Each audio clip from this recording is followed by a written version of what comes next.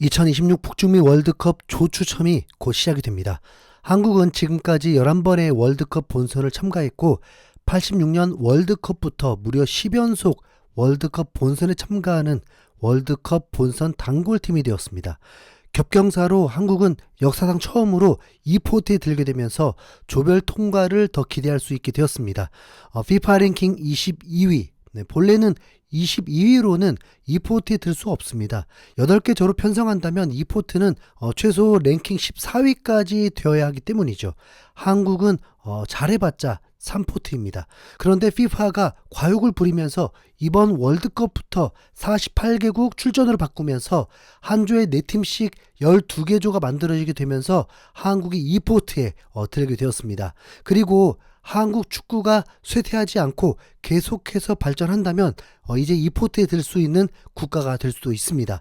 그런데 그건 매우 아슬아슬합니다. 22위 사이의 국가들의 랭킹 점수가 매우 근접하기 때문에 조금만 방심하면 25위까지 떨어질 수 있고 그럼 바로 3포트가 됩니다.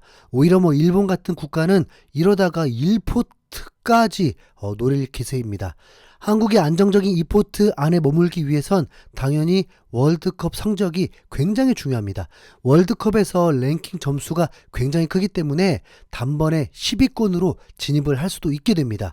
한국이 2포트가 되면서 사실은 다른 국가들도 한국과 붙기를 바라게 될 것입니다. 왜냐하면 2포트에서 하위권 팀이기 때문이죠.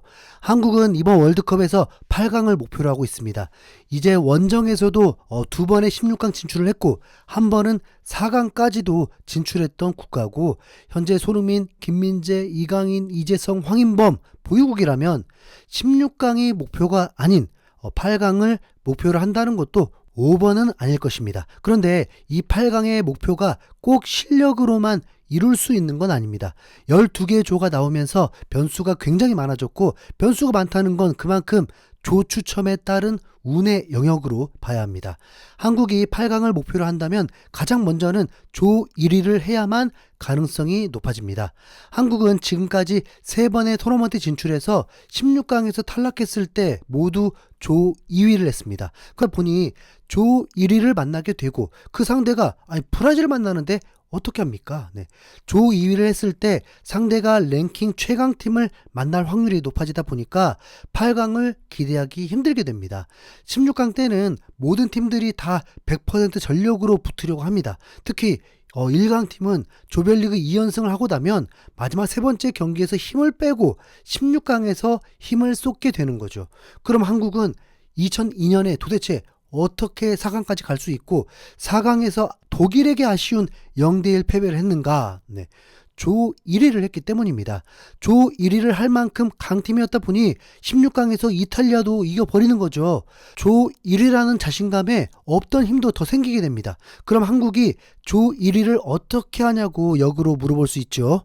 먼저는 1포트의 팀이 12팀이다 보니까 거기서 12분의 4, 33% 정도의 팀 정도를 만나게 되면 어느 정도 해볼 만하다고 계산이 됩니다.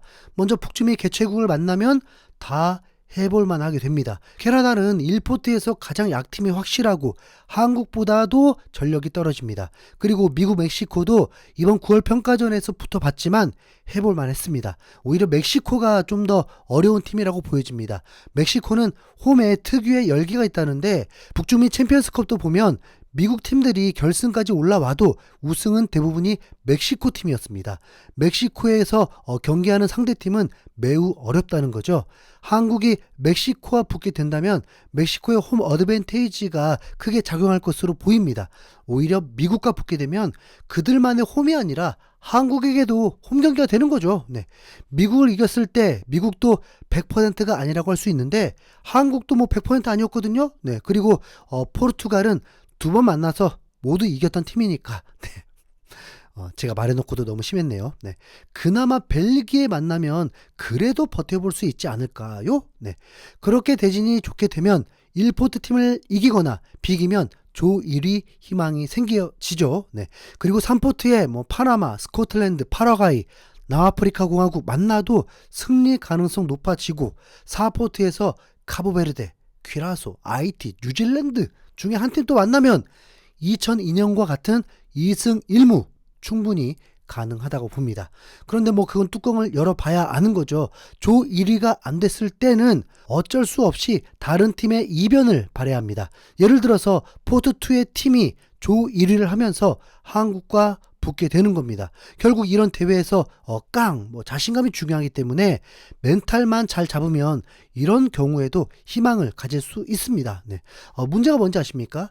이렇게 조별 리그를 통과해도 그게 바로 32강이라는 겁니다. 토너먼트에서 강호를 만나고 상대에서 떨어지면 사실은 조별리그 탈락과 다를 게 없습니다. 아쉽게도 32강 탈락. 네. 딱 봐도 16강보다 아래로 느껴지죠. 네. 개인적으로 절대 붙으면 안 되는 팀은 브라질, 아르헨티나, 스페인, 프랑스, 네덜란드로 꼽고 싶습니다. 뭔가 처참해질 것 같아요. 네.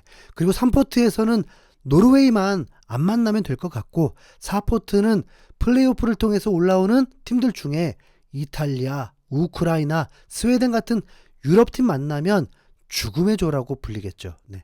이번 월드컵만큼 조 추첨이 운명을 좌우하는 경우는 없었던 것 같습니다.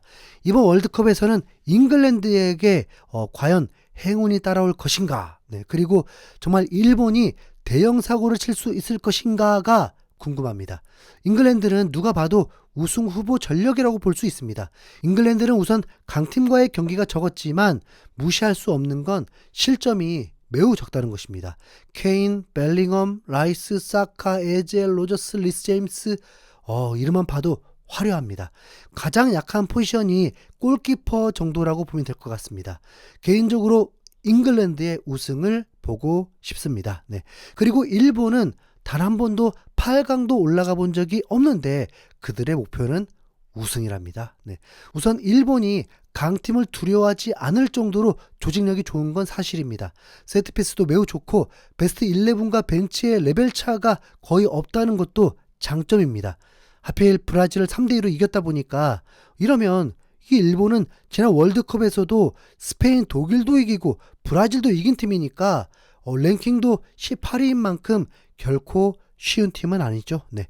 하지만 일본이 조별 탈락하는 일이 벌어지길 바랄 뿐입니다. 다시 한번 죽음의 조 기대해보죠. 네. 현재까지 월드컵은 랭킹 5위를 벗어난 팀이 우승한 적이 없습니다. 그렇게 전통적 기준으로 보면 우승은 스페인, 아르헨티나, 프랑스, 잉글랜드, 브라질 중에 우승이 나오게 되겠죠. 네. 아니면 개최국 우승? 네. 이런 이변도 기대해볼 수 있을 텐데 2002년 이후에 개최국이 우승한 적이 없습니다. 손흥민은 이번 월드컵 출전이 4회 연속 출전이면서 홍명보, 황선홍과 함께 4회 연속 월드컵 출전이라는 금자탑을 쌓습니다. 이 부분도 레전드가 되고 혹시 모르죠. 아시아 최초로 5회 연속 월드컵 출전 선수가 될지도. 네. 그리고 손흥민은 4회 연속 공격 포인트에 도전을 하고 현재까지 한국의 월드컵 개인 최다골이 안정환, 박지성, 손흥민 3골인데 손흥민이 이 기록도 넘어설 준비를 하게 됩니다. 손흥민이 2022년에 보호 마스크만 아니었다면 이미 그 기록은 깨고도 남았을 텐데 말이죠. 48개국 월드컵을 시시하다고 평가하는 분들도 많은데 그래도 저는 손흥민의 마지막 월드컵일 수도 있는 이 대회가 매우 흥미진진하고 기대가 됩니다. 제가 왜 감독 얘기는 아예 꺼내지도 않는지 충분히 아실 거라고 봅니다. 없는 사람 취급하고 갑시다. 네. 내일 새벽 2시 과연 역사적인 한국의 조편성은 어떻게 될까요? 지켜보시죠. 이상 인수형 고래였습니다. 감사합니다.